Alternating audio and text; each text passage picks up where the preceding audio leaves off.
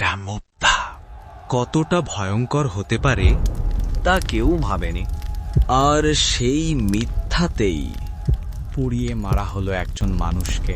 তুমি হয়তো সোশ্যাল মিডিয়ার স্ক্রলে হঠাৎ দেখেছো এই নামটা, দীপু চন্দ্র দাস, 25 বছরের এক হিন্দু গার্মেন্টস শ্রমিক। তার বিরুদ্ধে অভিযোগ ছিল মারাত্মক, উপসুক, ধর্ম অবমাননা। কিন্তু আসল প্রশ্নটা হলো, এই মানুষটা কি আসলেই অপরাধী ছিল? ময়মনসিংহের ভালুকায় একটা ছোট ভাড়া বাড়িতে থাকত দীপু।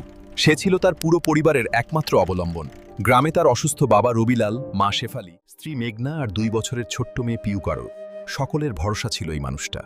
মাস শেষে তার পাঠানো বেতনের টাকাতেই চলত তাদের সংসার। সে কোনো নেতা ছিল না, সেলিব্রিটি ছিল না।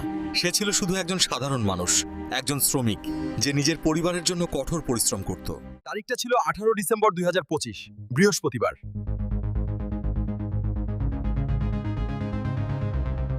আশ্চর্যজনকভাবে কেউ নিজের কানে শোনার দাবি করেনি। সবাই বলছিল আমি শুনেছি, অমুক বলেছে, গুজব দাবানলের মতো ছড়ালো। ম্যানেজার কামরুল হোসেন এই পরিস্থিতি সামলানোর বদলে উল্টে দীপুকে ইস্তফা দিতে বাধ্য করে। রাত 5টা নাগাদ তাকে পুলিশের হাতে না দিয়ে তুলে দেওয়া হলো উন্মত্ত জনতার হাতে।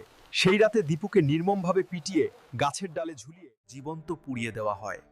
আর এই নৃশংসতা ভিডিও করা হয়েছিল, যেন তা এক বীভৎস প্রদর্শন।